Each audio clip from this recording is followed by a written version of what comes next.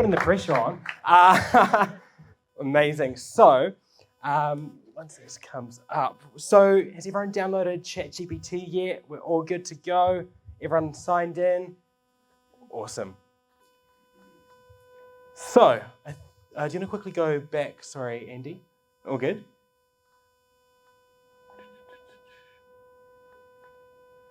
Okay, so today I'm going to be showing you on my phone. We're going to have this on the screen and we're going to go through a few different examples together and actually do some real life examples, try it out for ourselves, figure out the little nuances.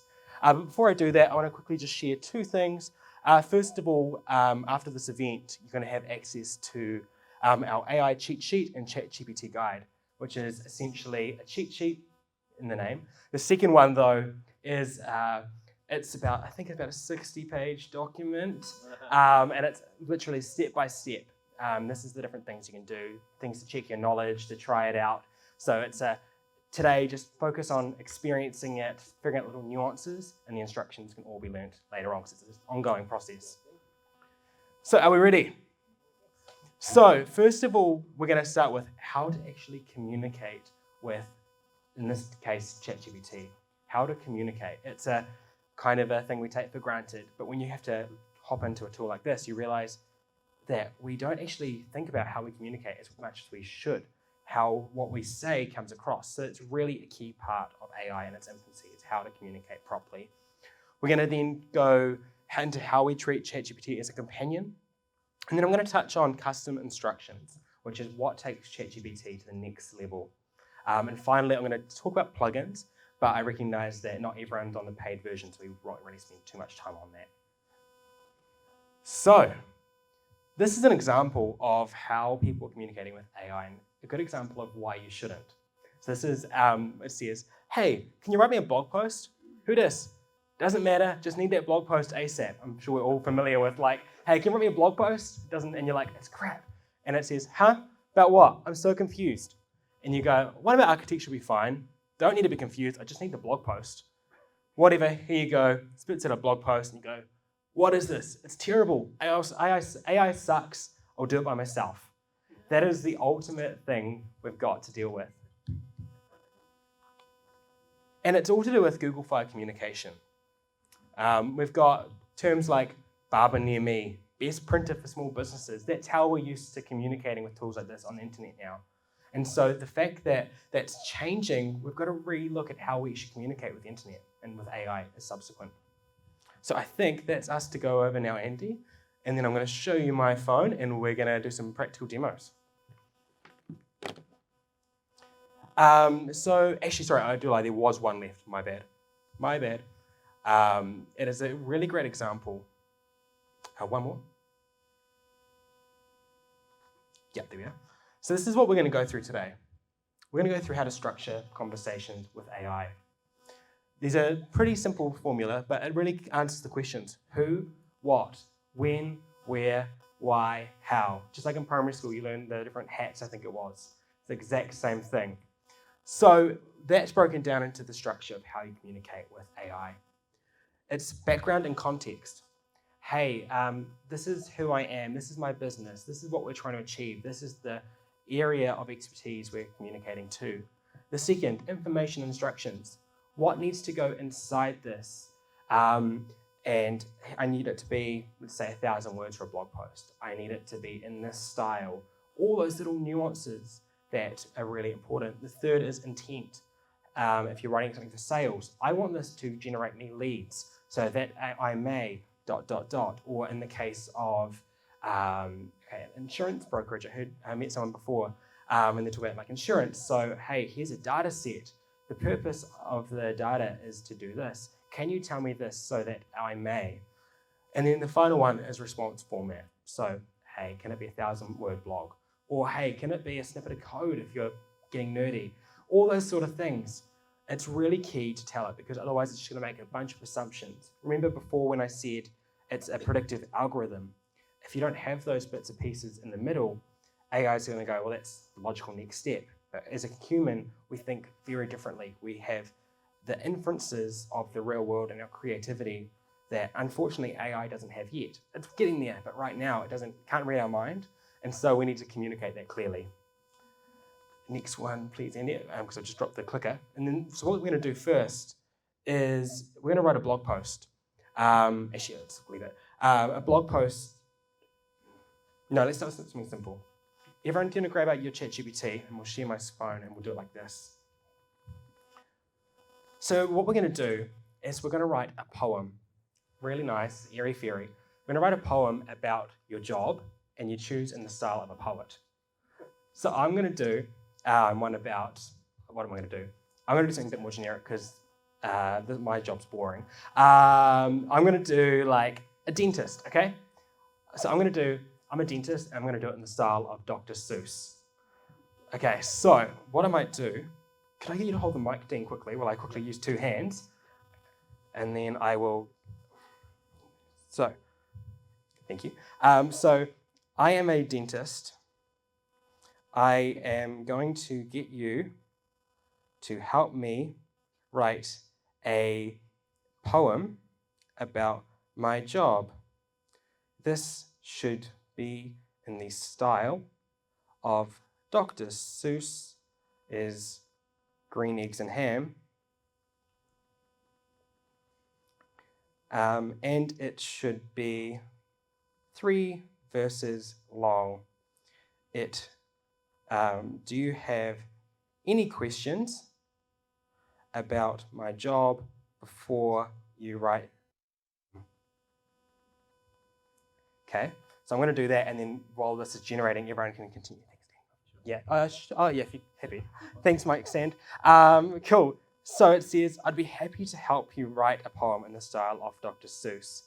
To get started, could you share some specific aspects of your job as a dentist that you'd like to highlight in this poem?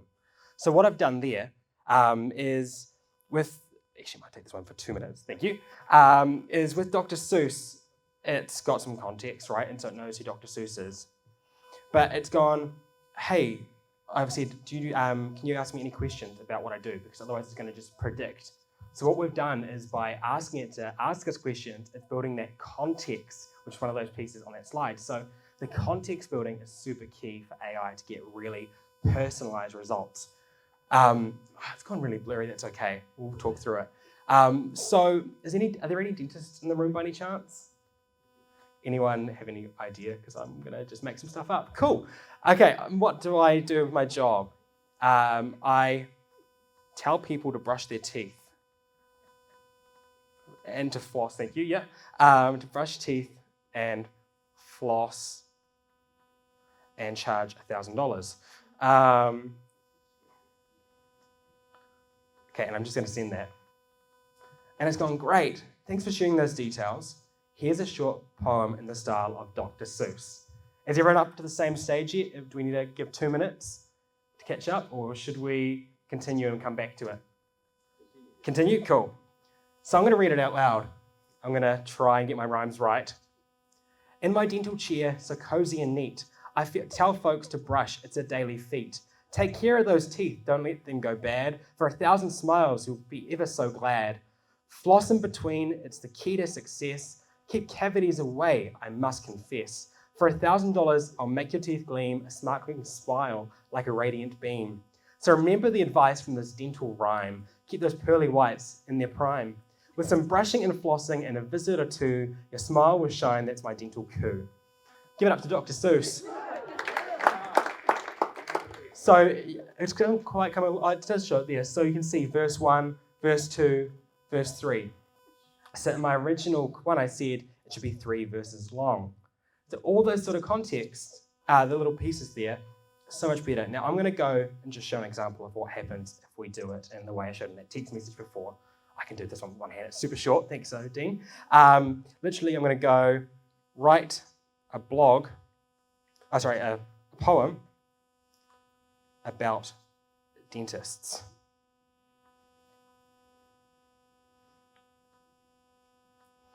Okay, it's interesting. In chairs of white, we sit and wait. As dentists work, our nerves abate. But it's just like, okay, that's a bit boring and a bit, So that's just the prime example of giving that little bit of context and how you want to use it. It just transforms the entire, outcome. And so, has anyone else given it a try in the room here that wants to give theirs a share?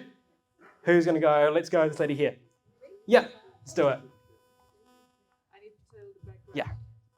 You chose dentistry. I chose nothing else. Yeah. Okay, so do I have to say what it is? Yeah, give us context. Yeah, that'd be cool. So, immigration advisor.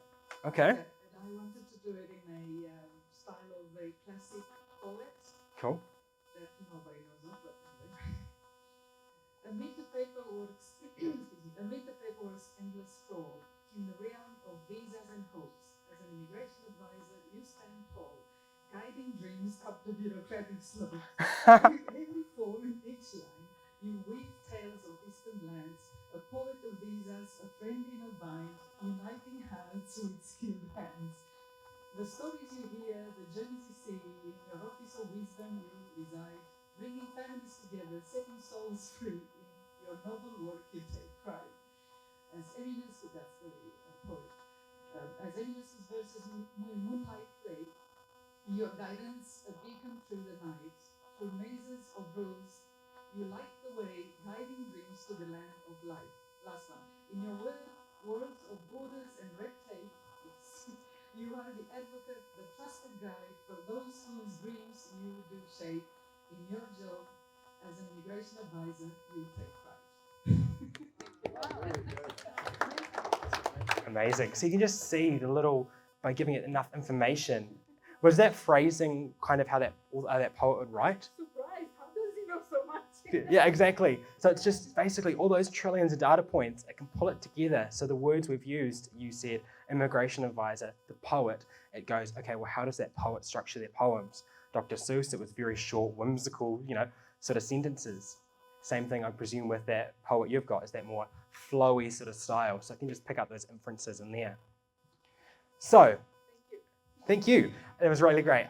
So the next one we're going to do is probably a bit more practical than a poem. I'm pretty sure there's no poets, professional poets in the room, right? Okay, so probably not actually useful for like people that do flooring. I can see on the second row, probably not writing poems for your clients. There we go. The absolute one. Okay, so the next one we're going to do, what are we going to do? Should we do let's do a blog post. It's classic. Everyone does blog posts, but it's just a really great example of, the information that you've got. I'm going to call on a couple people to try and help build this out, because otherwise I'm going to come up with some really bad dental ones again. So should we do, maybe flooring? Yeah? Cool. I'm going to call on you. See the second row right there. So what we're going to do is we're going to go, Andy, can we go back to that slide a second? Sorry. This one here. So we're going to go background and context, information and instructions, intent, and the response format. So the background and context in this case would be, and so everyone, let's go along and do what you do, something that's relevant for you. So if you go to flooring, so background and context. Hey, I run Trust Flooring. We're on the North Shore of Auckland. There's a little thing too, if you say your geography, like it can pick up the tone as well. That's something I've learned. Or say a Kiwi euphemism without the cliches, otherwise you get choice in every second sentence. Sweet as, bro, exactly. So with this one here, we're going to go, I run Trust Flooring. We're on the North Shore of Auckland, New Zealand. We do flooring for wood, floors, and carpets. I'm presuming carpet as well. And right now, we are trying to increase bookings for next month, okay?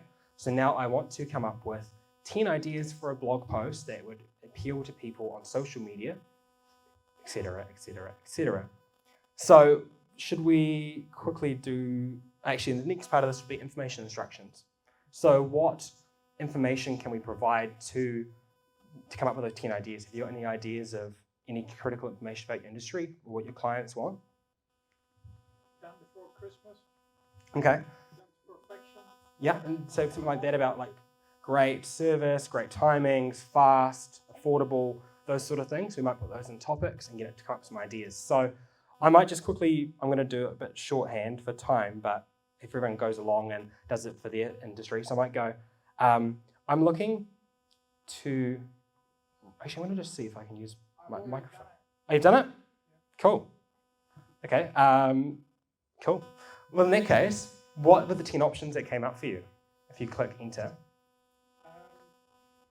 Sure, I can help you generate some ideas for your blog post based on information you provided here at 10 potential blog post ideas.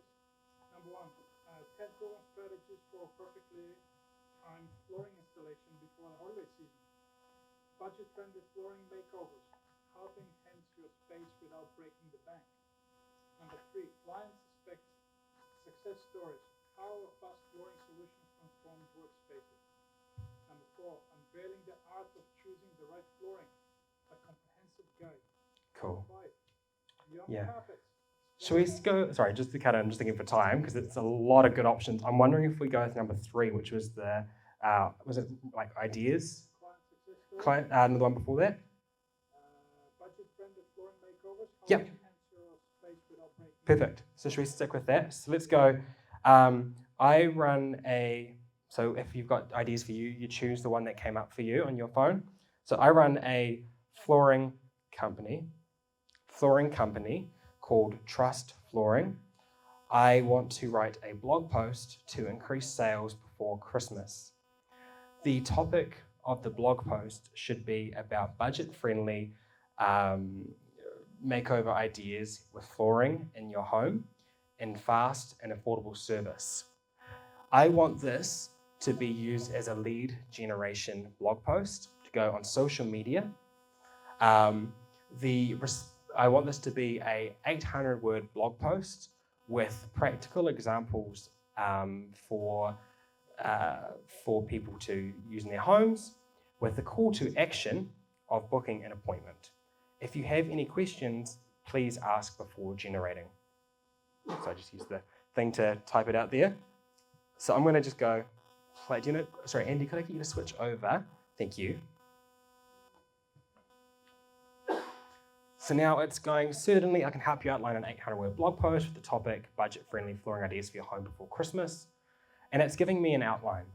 So instead of just generating the full blog post, which often is unusable, let's be frank, it's giving me an outline of the introduction and the different sections with subpoints. And so I might go, yeah, those look all right. If I wasn't happy, I'd go, actually, can we just make section 2 about this instead? So I'm going to go, that sounds great. Generate this in a friendly but semi-professional tone, speaking to 35-year-old homeowners in Auckland. Should we give that a go?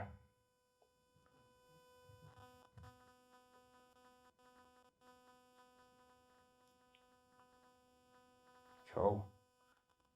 So it's come up with a case study here based on that original idea. So you could have probably just put in an actual case study. But so I'm not going to read it out because we're here till Christmas. But it's given us a full blog post. And the beauty of ChatGPT in particular, and this is I think where people treat it like an employee, don't treat it like an employee, go, this is really great, but here's some feedback. Because if you've got an employee that does a great job, you're like, man, that's great. But hey, can we just tweak that a little bit? Can we just, can I steal you for 5 minutes, as the saying goes? So we could go, hey, it's really great, but maybe it's not professional enough. Or, hey, it doesn't quite tell what we do. Actually, we can incorporate this product that we're trying to sell a bit more. All those sort of things we can chuck in, and it will actually, it'll just take that context and continue to grow and to grow and to grow.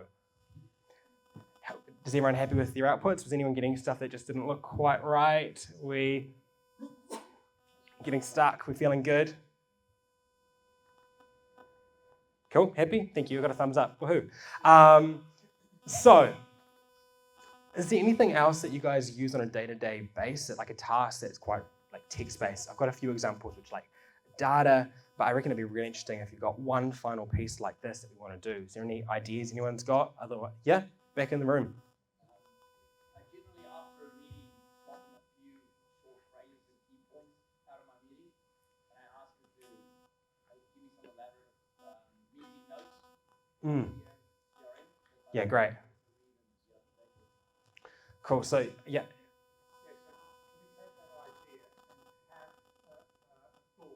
Yeah. Use Otter, which transcribes the meeting during the meeting. How can you get that to then link it all together? Yeah, great. Get 2 minutes. Yeah, for sure. So basically what we're going to do then is I'm going to do this just for today. I'm going to go, can you generate an example meetings notes for an insurance advisor with a client, and then we'll work with that. That's the beauty of AI while you're learning too. You don't have to have the data. You can just ask it to generate some ideas and play around.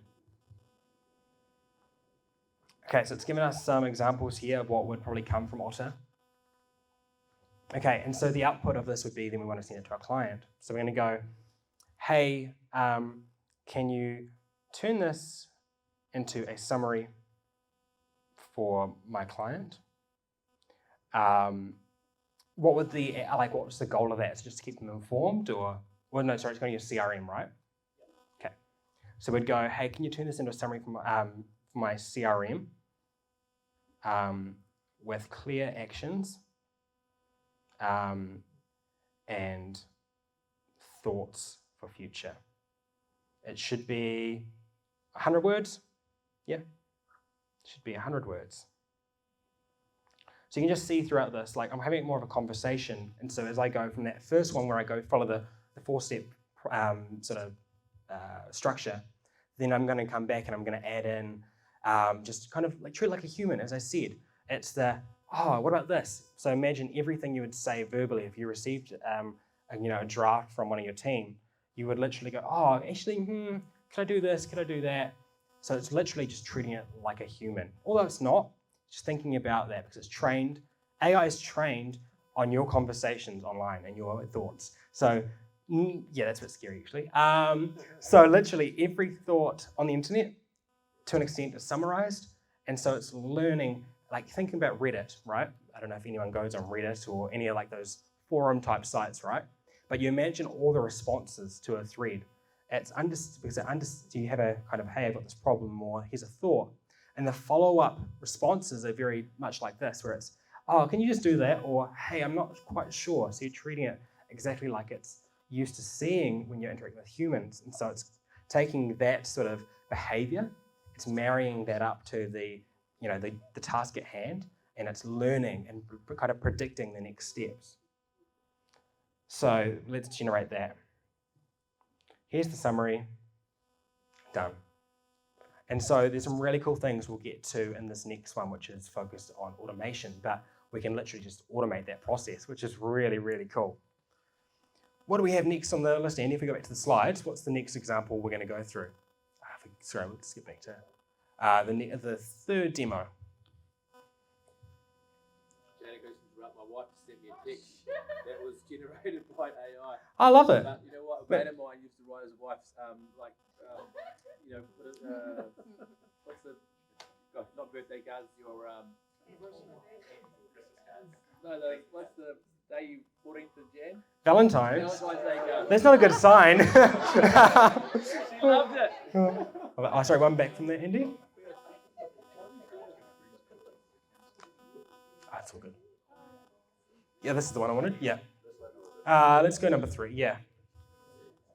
Okay. So now we've done some of the generation stuff. The really interesting thing for businesses is about using it as a sounding board. So the really interesting thing we can do is, for lots of us that aren't in like marketing jobs or administrative jobs, people go, well, what's AI for me?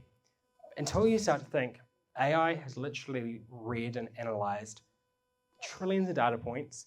It's not quite as smart as us yet, but it's getting there, and it has all the knowledge from all the advice on the internet.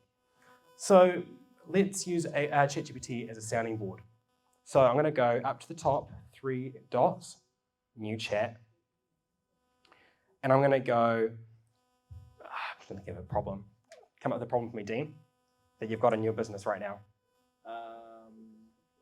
Let's say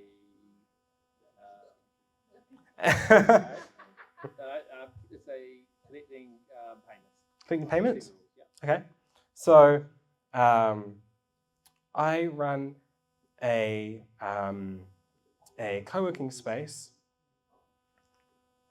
in Auckland and Hamilton. Little plug for Hamilton there since it's new. In Auckland and Hamilton, and I am currently trying to navigate a problem, we use problem here, in my business. Can I provide you some information to help me solve this problem? Now, this is an example here of using the question sort of way of structuring a prompt. Is if you ask it questions, it has to kind of think about it a bit more. My co-founder of the business I work on, he on the 2 weekends ago was up home in Whangarei with a big maritime festival we had, and he was working with a team to count how many people attended the entire maritime festival with a drone. And so we literally uploaded the photos to ChatGPT to count it with the 4 version with image reading. And he tried it at first, and the numbers were pretty crap. But then what we did was can you go break this up into section by section and tell me how you got those numbers? So if I ask it to think, it actually could be kind of questioned itself like a human would when you say something. You're like, did I say the right thing? Actually, before I say that, can I just quickly adjust my answer and then say it, right? Same sort of concept with AI. So we've asked it to kind of prepare itself to be in that sort of inquisitive mode. So I'm going, of course, I'd be happy to help. Please provide more details about your problem. So I'm going to go, we are trying to navigate how to get our clients to pay on time. And they only come to free events and never pay our bills on time. So can you please help me to come up with a system around this? Anything I should consider? Any questions to solve this problem? Is it new technology? Is it new administrative processes? Anything legally? What are your thoughts? Yeah, let's just be ruthless, right? Okay. So it's come up with some stuff like clear payment terms, automated invoicing, the usual kind of obvious stuff. You're like, yeah, okay, yeah, that's, membership termination, that's harsh. Dean's like, yeah, I know the person. So what we're going to do here is go, okay, that's a bit harsh. Can we come up with something maybe more administrative-wise to kind of nurture people? Something more administrative to support and nurture the fluffy flying ducks and all that. Nurture the people to pay me, please. Do you have any questions?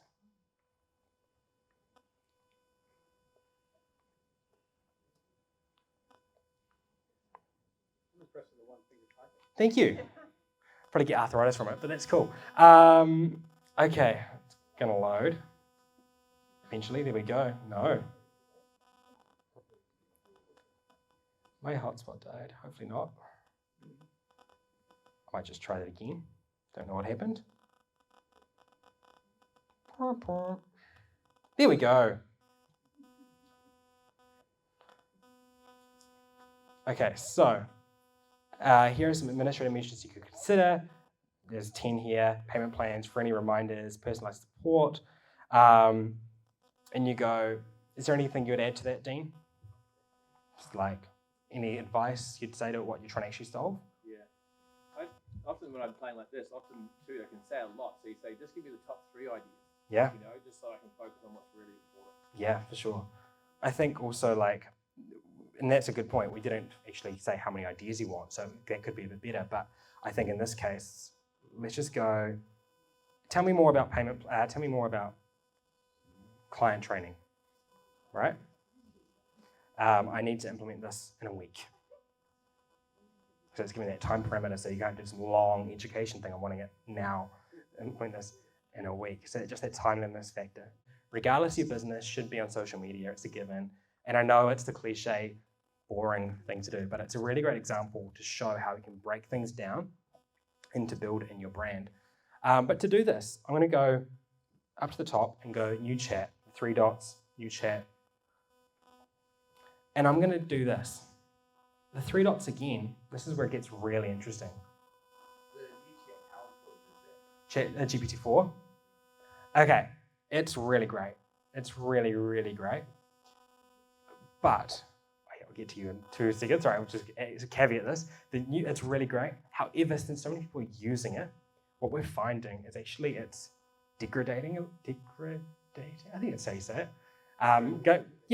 Going backwards, right? So we're seeing is because so many people are using it, like the pros are using it and they're putting it online, but they're not doing it properly. So they're kind of doing that, the text message sort of example I showed you. They're all using GPT-4, and since it's getting live, still learning off Dataverse 3.5, which is stop learning, what we're seeing is that it's actually going backwards in terms of response quality, which is really, really interesting. So I'm sticking with 3.5, but I'm also using one called Claude, which is by Anthropic, and they're kind of interlocked with AWS or Amazon, and that's really great. So that's I use that one, and then also Bard, which is Google's version. So I don't really pay for it, but yeah, it's really great. It's really great. But I don't think it's worth the extra money apart from plugins. Yeah. Sorry, you had a question before we get onto this final example. Yeah, so you mentioned you're using the paid version of 3.5. Oh, this is the free one here. Okay, so what, in your own words, would be the difference between the unpaid and paid version? It's basically just more data points and more training. It's just more refined version, slightly smarter, but for everyday purposes, I think you can get away with the free ones like Claude or whatever. But yeah. So with 3.5 now, they've just released this feature a couple weeks ago. It's called custom instructions. So I'm going to go up to the top and click settings. This is something that I encourage every one of you to do. This is probably the most key takeaway for using ChatGPT really well. We're going to go to this one that says custom instructions. Okay, and I'm going to turn it on because I had it off. So just to context how I got there, it was settings, custom instructions. The settings is under the 3 dots. Everyone find it okay? No? 3 lines. The 3, yeah, it might be a line, dots, yeah. 3 dots? Yeah, it's there. Cool, so custom instructions. Cool. Maybe anyone Android having issues with it? I don't use Android, so I can't tell if it's different, but I know, I'm an iPhone guy, sorry.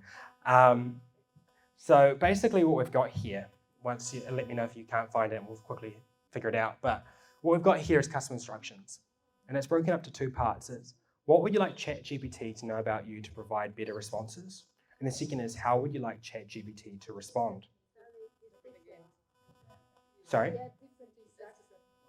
I do on Android. Yeah. Okay. So, but it's this. Have you got the two boxes though? Different words. Yeah. So the first one basically you give it all the context about your business, and the second is how you want it to respond. So I've written this, and it's about what I do. So it's super long, 1,498 characters. So it's been a bit of time writing this, but I've told it what I do, what our business is, and we serve SME businesses, cutting-edge solutions with a single goal, giving Kiwi businesses a competitive edge, blah, blah, blah, blah, blah. We kind of our background, what we do, our structure, our format, and then our ethos to what we do. So we said we believe in a future where technology serves as a catalyst for human potential, an approach that's deeply rooted in the belief that technology should enhance, not replace human capabilities, focus on practical, value-driven solutions. We're proud to contribute to the business community across New Zealand. So, yeah, exactly. So, like how everything.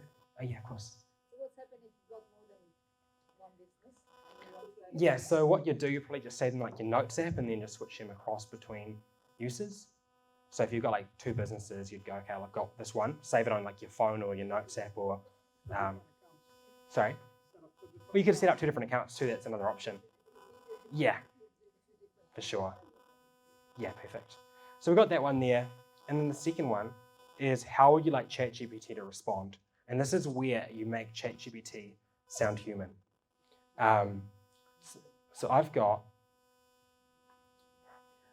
Okay, so New Zealand English spelling, because it comes across in US spelling.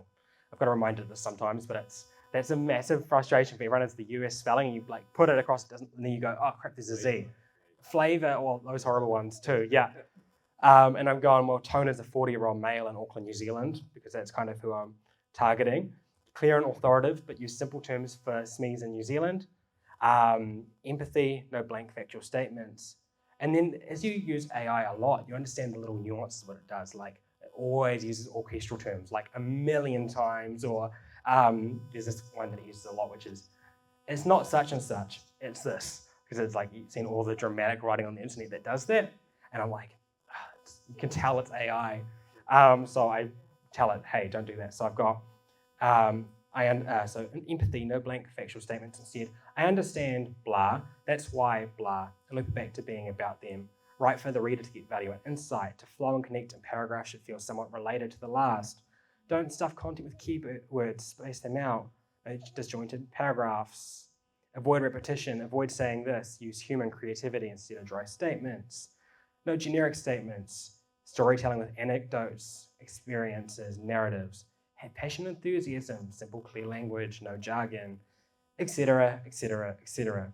And then I've also got at the bottom, voices I love of great online blog writers.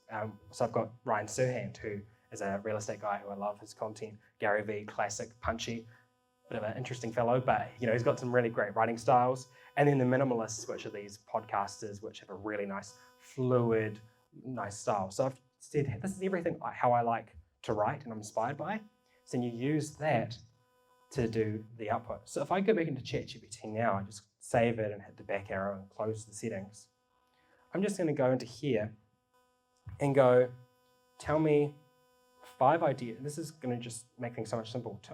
Tell me 5 ideas for blog posts. Okay, no context given. Here we are.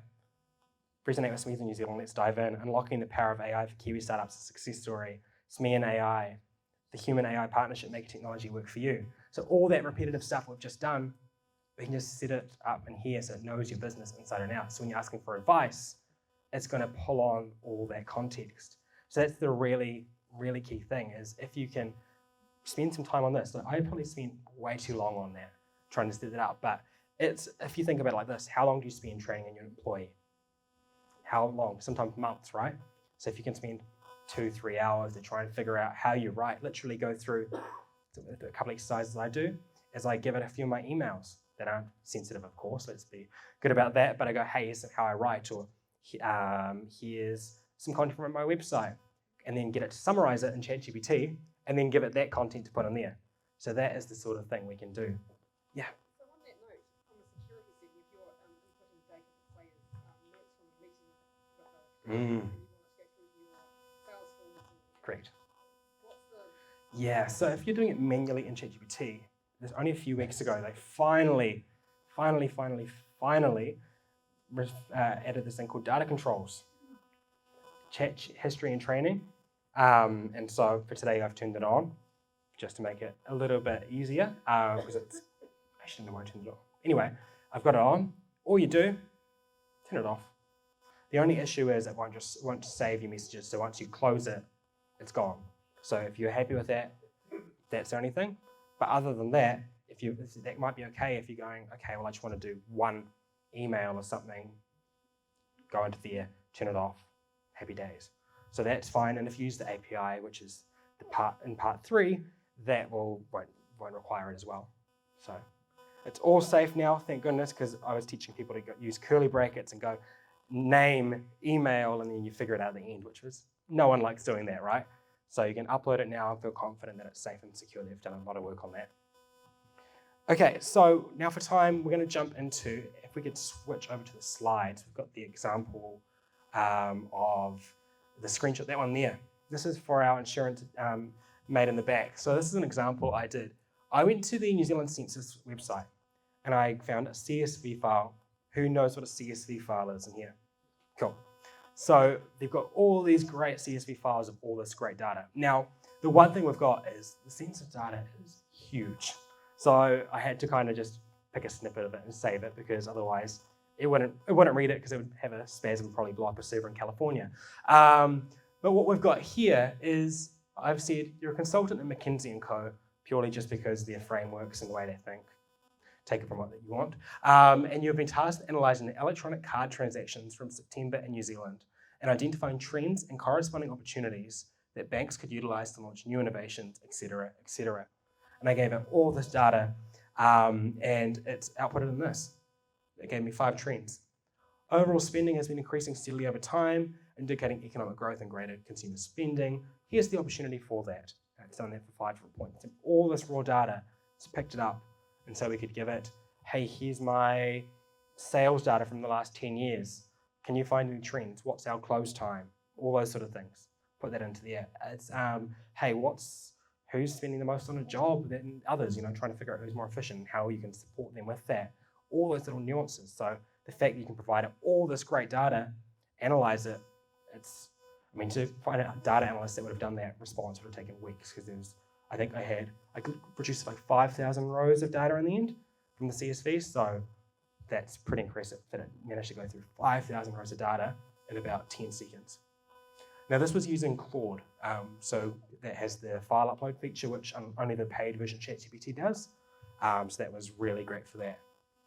And so I suppose the final thing from here is, with all these new tools, I think of one slide after this, Andy, plugins and files.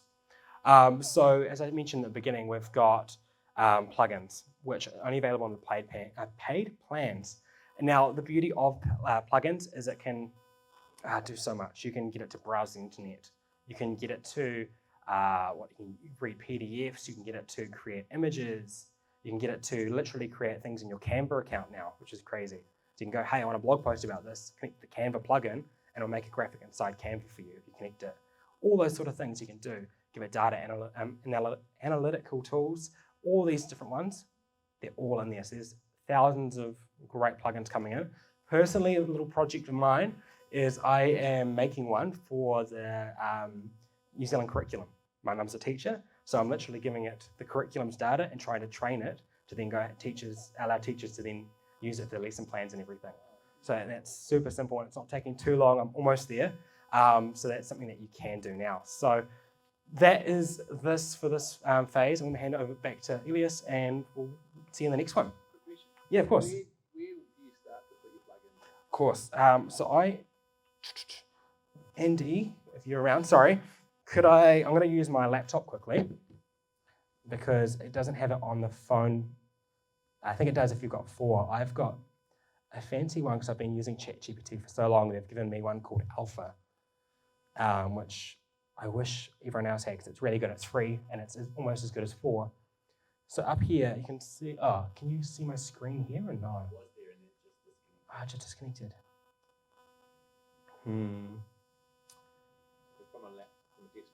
Yeah.